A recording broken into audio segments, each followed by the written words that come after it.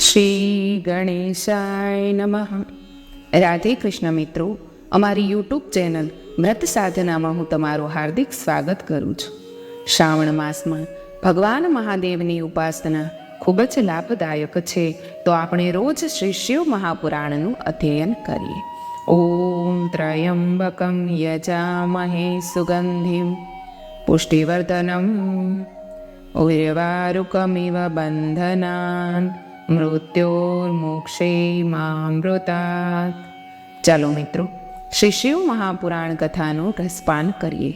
જો મિત્રો તમને મારા વિડીયો પસંદ આવતા હોય તો પ્લીઝ અમારી ચેનલને લાઇક, શેર અને સબસ્ક્રાઈબ જરૂરથી કરજો, એટલે મારા નવા વિડીયોની માહિતી આપ સુધી પહોંચતી રહે. ધન્યવાદ. ઓમ નમઃ શિવાય. ઋષિઓ બોલ્યા, હે સૂતજી, આપ હવે અમોને સદાચાર વિશે કહો, જેને કારણે જાણીને આ લોકનો જય પ્રાપ્ત કરે છે. ધર્મ કોને કહેવાય? અધર્મ કોને કહેવાય?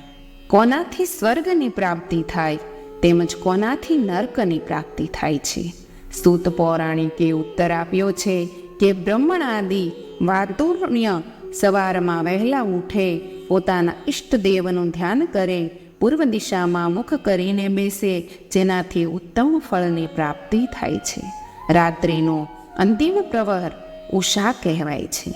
બ્રાહ્મણ અને ઉષાકાળમાં નિંદ્રાનો ત્યાગ કરે, દંત ધાવન કરે, શૌચાદિક કર્મો પતાવે, જલદેવતાને નમસ્કાર કરી સ્નાન કરે, તે તીર્થ જલથી તીર્થ દેવતાઓને અર્ધ્ય આપે, પોતાના ઈષ્ટ દેવતાઓને પણ તૃપ્ત કરે, પછી ધોતિયું પહેરીને પંચકચ્ચવાળી ઉતરકી દુપટ્ટો ધારણ કરવો, વસ્ત્ર ધારણ કરવા, નદી વગેરે તીર્થમાં સ્નાન કરી વસ્ત્રોને ધોવા નહીં, પરંતુ વાવ, કૂવા કે તળાવ વગેરેમાં વસ્ત્રોને ધોવા, શિલા કે સ્થળ ઉપર બેસી ધોતિયાને તથા ઉપવસ્ત્રને પવિત્ર કરી વસ્ત્રની ચોવી પિતૃને તૃપ્તિ કરવી, પછી ભસ્મ ધારણ કરવી, મંગ સ્નાન કરવું, માર્જન કરવું, સંધ્યોપાસન કરવું, ગાયત્રી મંત્રનો જપ કરવો, સૂર્યને અર્ધ્ય આપવો, પ્રાતઃ સમયે સૂર્ય અનુવાકથી અને સંધ્યા સમયે અગ્નિ અનુવાકથી પ્રોક્ષી કરવું, સંધ્યા સમયે પશ્ચિમની તરફ મુખ રાખીને તથા પ્રાતઃ અને મધ્યાહન સમયમાં આંગળીઓથી તિથિ દેવતાઓને જલ આપવું, અને પછી આંગળીના છિદ્ર વડે સૂર્યને અસ્ત થતો જોવો. પ્રદક્ષિણા કરી શુદ્ધ આચમન કરવું. સંધ્યાના સમયે જ સંધ્યા કરવી જોઈએ. હંમેશા દિવસ પૂરો થઈ જાય છતાં સંધ્યા ન કરવાથી પ્રાયશ્ચિત લાગે છે. તેથી જેટલી ગાયત્રીનો જપ કરતા હોય તેનાથી 100 ગાયત્રીનો વધુ જપ કરવો. પરંતુ જો 10 દિવસ સમય પ્રમાણે સંધ્યા ન થાય તો 1,00,000 ગાયત્રી જપવી, અને જો 1 મહિનો સંધ્યા કર્યા વગર થઈ જાય તો પુનઃ ઉપનયન સંસ્કાર કરવા. આ પ્રમાણે દેવતાઓને તૃપ્ત કરી અર્થની સિદ્ધિ થાય છે. બ્રાહ્મણે હંમેશા 1000 ગાયત્રીનો જપ કરવો, સોહમ ભાવનાથી જપ કરવો, જીવને પરબ્રહ્મ પરમેશ્વરને જોડી દેવો. આ પ્રમાણે 1000 વારનો જપ બ્રહ્મપદ અને 100 વખતનો જપ ઇન્દ્રપદને આપનારો થાય છે, તથા તેનાથી વધારે ઓછા જપ પોતાની રક્ષાને માટે તેમજ બ્રાહ્મણ યોનિ પ્રાપ્ત થાય તે માટે છે. ધર્મથી અર્થ, અર્થથી ભોગ અને ભોગથી વૈરાગ્ય ઉત્પન્ન થાય છે, પરંતુ તેથી વિપરીત અધર્મથી ઉત્પન્ન થયેલું ધન મોહને ઉત્પન્ન કરે છે. ધર્મના 2 પ્રકાર છે. એક ધર્મ દેહ વડે થાય છે, બીજો ધન વડે થાય છે. ધનથી યજ્ઞ વગેરે ધર્મ ક્રિયાઓ થાય છે. શરીર વડે તીર્થ સ્થાનાદિક ધર્મ ક્રિયા થાય છે. સત્યયુગમાં તપ સાધ્યું હતું, કલયુગમાં દ્રવ્યરૂપ ધર્મ છે. સત્યયુગમાં ધ્યાન વડે જ્ઞાનની સિદ્ધિ થતી હતી, પોતાના તપ વડે, તથા દ્વાપરમાં યજ્ઞ કરવાથી જ્ઞાન થાય છે. કળયુગમાં પ્રતિમાનું પૂજન તથા જ્ઞાનદાતા છે. દ્રવ્ય તથા દેહના ભેદ વડે પુણ્ય તથા પાપની ન્યૂનતા, વૃદ્ધિ કે ક્ષય થાય છે. અધર્મથી દુઃખ તથા ધર્મથી સુખ મળે છે. નઠારી વૃત્તિ દુઃખ લાવે છે, સદવૃત્તિ સુખ આપે છે. ભોગ તથા મોક્ષની સિદ્ધિ માટે ધર્મ વડે પૂજન કરવું જોઈએ. ધન વિનાનાએ તપસ્વી ધન એકઠું કરવું, ધનનો ન્યાયપૂર્વક સંગ્રહ કરવો, તેની પ્રાપ્તિ પણ ન્યાયપૂર્વક કરવી. યજ્ઞ, પ્રતિગ્રહ, યજન તથા શુદ્ધિ વડે દીનતાથી રહિત, કલેશ રહિત તથા વૃત્તિપૂર્વક બ્રાહ્મણે ધન સંગ્રહ કરવો. ક્ષત્રિયે બાહુબળ વડે તથા વૈશ્ય ખેતી અથવા વ્યાપારથી ધન સંગ્રહ કરવો. ન્યાયથી મેળવેલા ધનનું દાન સિદ્ધિ આપે છે. જ્ઞાનથી સિદ્ધિ મોક્ષ થાય છે અને મોક્ષ ગુરુની કૃપાથી મળે છે. તેથી સ્વરૂપની સિદ્ધિ થાય છે. આ બધું સત્સંગથી જ મળે છે. ગૃહસ્થોએ દાન કરવું, બ્રાહ્મણોએ તે દાન સ્વીકારવું. ગૃહસ્થે દાનમાં અન્ન, જળ વગેરે આપવું. જેના અન્નનું ભોજન કરી મનુષ્ય જે કંઈ આત્મવિચાર તથા શ્રવણાદિ કરે છે તેને તેનું અડધું ફળ આપોઆપ મળે છે. દાન ગ્રહણ કરનાર વ્યક્તિએ તપ વડે દાન ગ્રહણ કરવાના પાપને ધોઈ નાખવું. ધનના 3 ભાગ કરવા. એક ભાગ ધર્મમાં, બીજો ભાગ વૃત્તિમાં, ત્રીજો ભાગ નિત્ય નૈમિતિક કામ્ય કર્મમાં ધર્મપૂર્વક ખર્ચવો. વૃદ્ધિના અંશ વડે એટલે કે વ્યાજ વડે ધનની વૃદ્ધિ કરવી, તે માટે કોઈને પીડા ન કરવી. નિષિદ્ધ વ્યાપાર વડે ધન વધારવું નહીં. કૃષિ વડે ઉત્પન્ન થયેલા ધનનો 10મો ભાગ પાપની શુદ્ધિ માટે આપવો. શેષવ્યથી ધર્મ વગેરે કાર્યો કરવા, નહીતર વ્યક્તિ રોરવ નરકમાં પડે છે, અથવા તેની બુદ્ધિ ભ્રષ્ટ થાય છે, અથવા અનાજ ઉત્પન્ન થતું નથી. આ રીતે વ્યાપારથી પ્રાપ્ત થયેલા ધનનો 6થો ભાગ દાનમાં આપવો. યાચના કરનારને સદા સર્વદા યથાશક્તિ દાન આપવામાં આવે. ક્યારેય પણ તેને પાછો કાઢવામાં આવે નહીં, કારણ કે માંગણને નહીં આપવાથી જન્માંતર સુધી ઋણી રહેવાય છે. બુદ્ધિમાનને યોગ્ય છે કે તે બીજાના દોષ બીજાને ન કહે. સાંભળેલા કે દેખેલા દોષ પણ ન કહેવો. ક્રોધ ઉત્પન્ન કરે તેવી વાત પણ બીજાને ન કહેવી.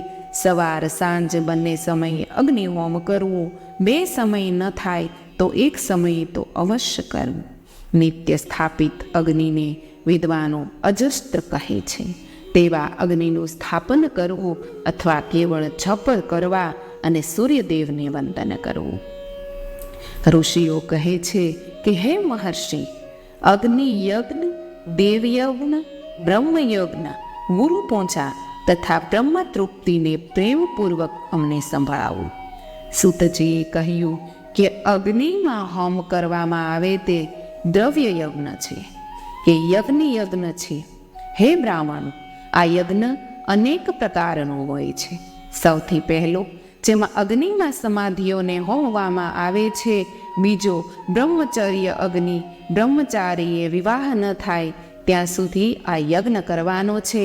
વિવાહ થયા પછી તેને 2 સમયે આ યજ્ઞ કરવો.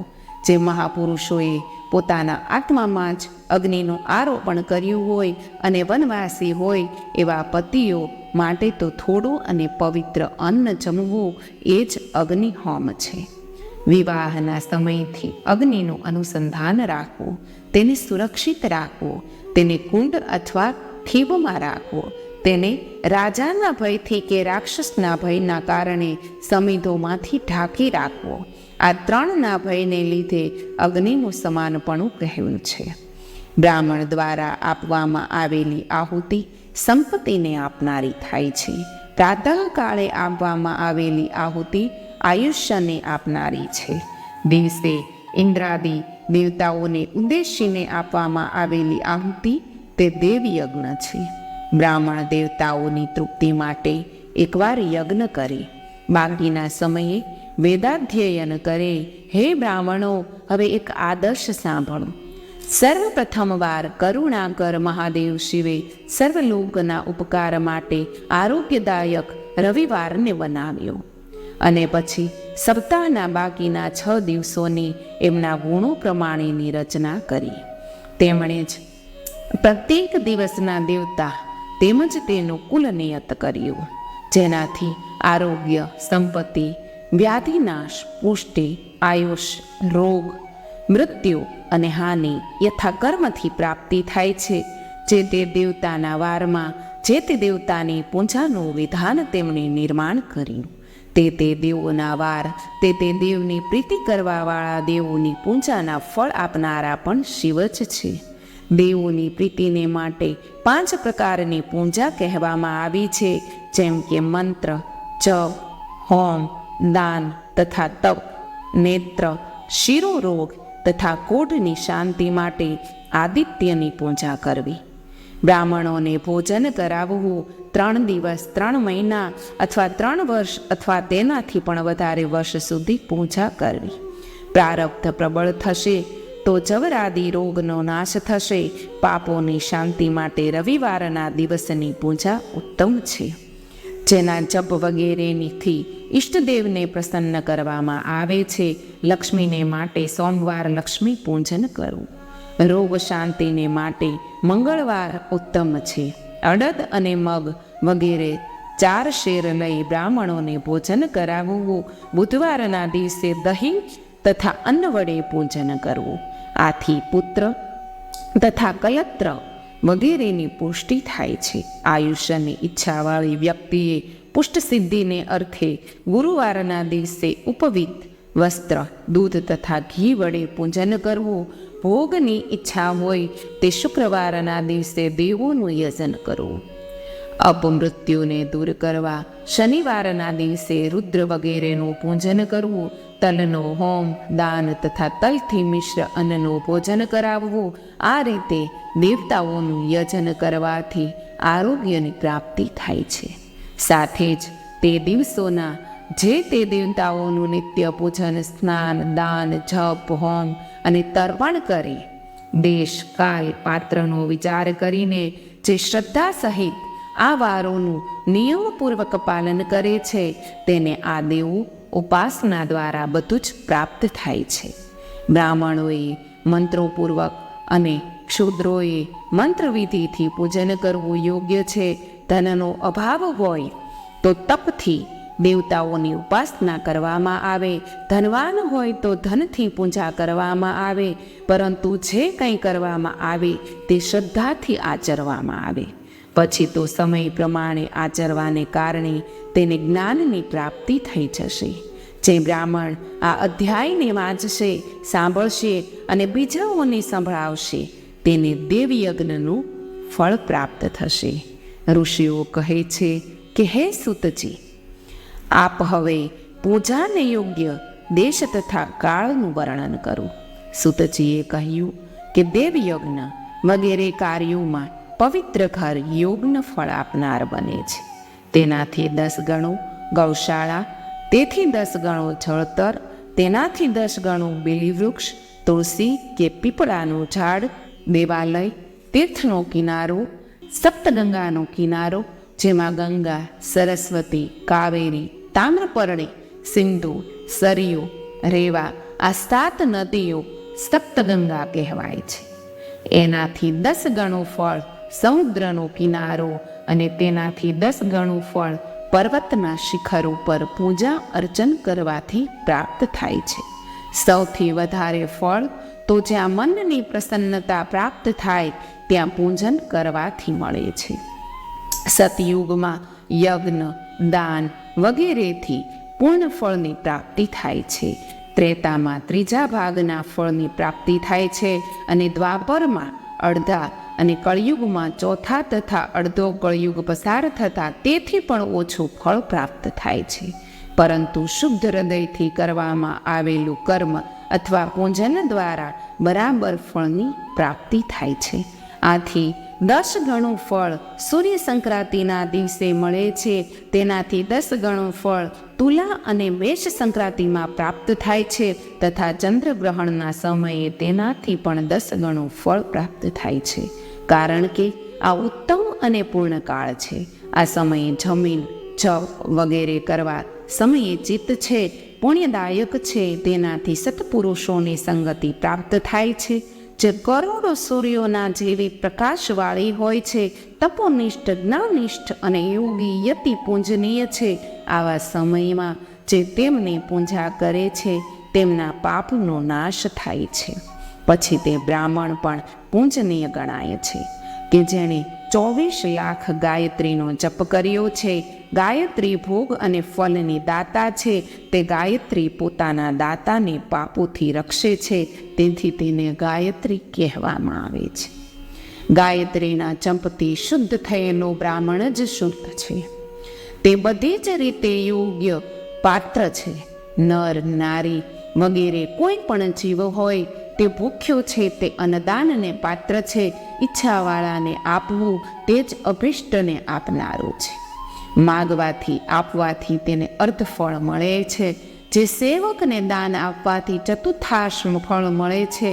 બ્રાહ્મણ જો વેદ પાઠી ગાયત્રીના પાઠથી યુક્ત હોય તો તેને દાન આપવાથી વૈકુંઠની બ્રાહ્મણ જો વેદ પાઠી ગાયત્રીના પાઠથી યુક્ત હોય તો તેને દાન આપવાથી વૈકુંઠની પ્રાપ્તિ અને શિવભક્તને દાન આપવાથી કૈલાસની પ્રાપ્તિ થાય છે.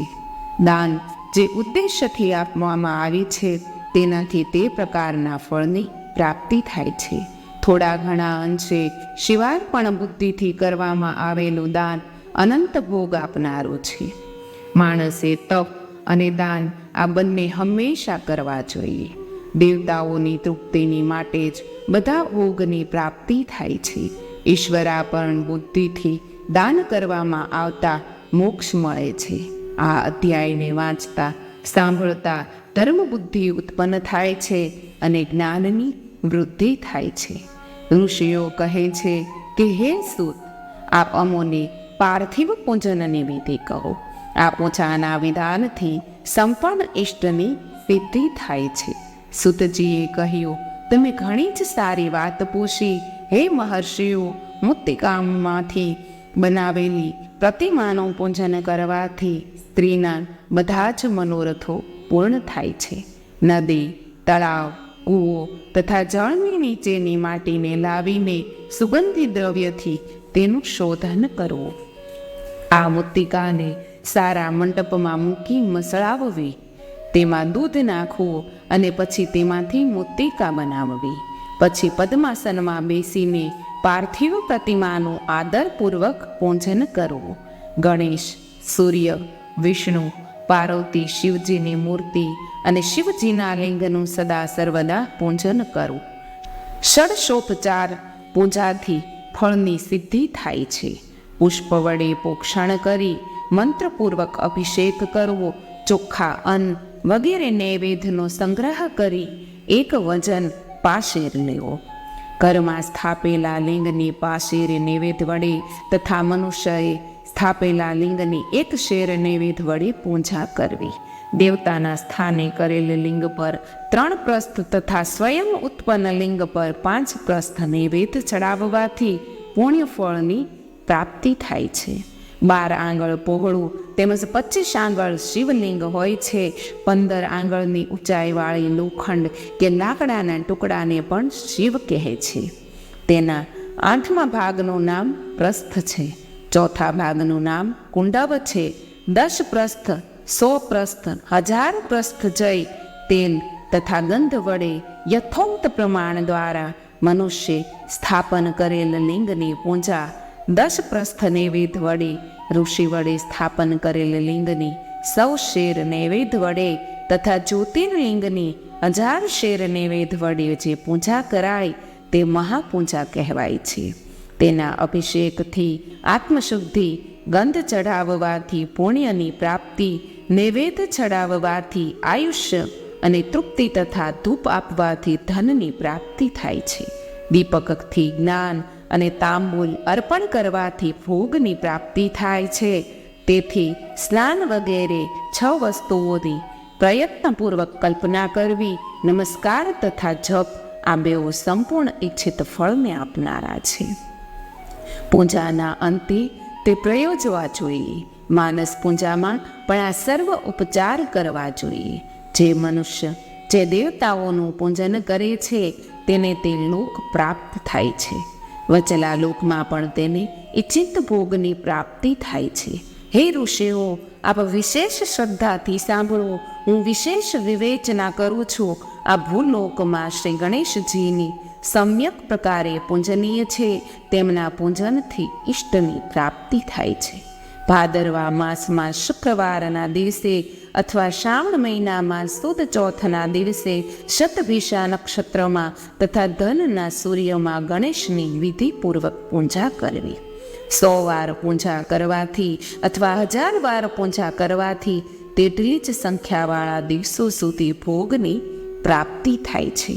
આ જ રીતે શ્રી વિષ્ણુજી તથા અન્ય દેવતાઓ જે પૂજન કરવાથી ઈચ્છા રાખે છે તે દેવતાઓના વાર, તિથિ, નક્ષત્રનો વિચાર કરીને ષોડશોપચાર પૂજન કરે તો ફળની પ્રાપ્તિ થાય છે.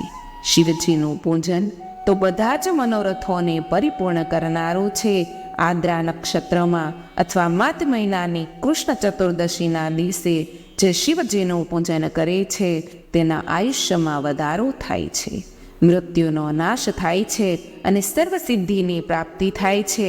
અન્ય મહિનાઓ અને નક્ષત્રોમાં પણ શિવ પૂજન કરવાથી લાભ થાય છે. શિવજીનું પૂજન ભોગ અને મોક્ષદાયક છે. કાર્તિક માસમાં દેવતાઓનું પૂજન, ભજન પૂજન ફળદાયક છે. વિદ્વાન પુરુષો આ મહિનામાં બધા જ દેવતાઓનું યજન કરે છે. યમ નિયમથી દાન, તપ, હોમ અને જપ કરે.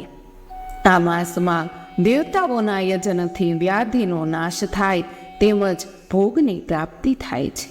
કાર્તિક માસમાં રવિવારના દિવસે જો સૂર્યની પૂજા કરવામાં આવે અને તલ તથા કપાસનું દાન કરવામાં આવે તો તેનાથી કુષ્ઠરોગ થયો હોય તો અટકાવી શકાય છે અને તે દૂર થાય છે.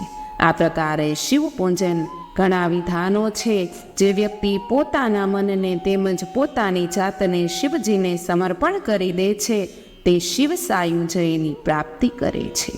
યોનિ અને લિંગ આ બંને સ્વરૂપમાં સમાવિષ્ટ હોવાથી શિવજી જગતના જન્મદાતા છે.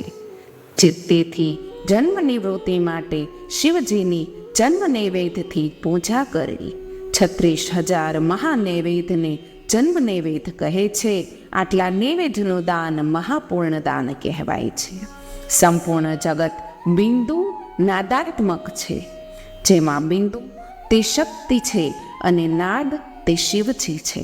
બિંદુનો આધાર નાદ છે અને જગતનો આધાર બિંદુ છે. તેથી આ બંને જગતની આધાર છે. બિંદુ દેવી છે, નાદ શિવ છે. તેથી જ એ બંનેના સંયુક્ત રૂપને શિવલિંગ કહેવામાં આવે છે.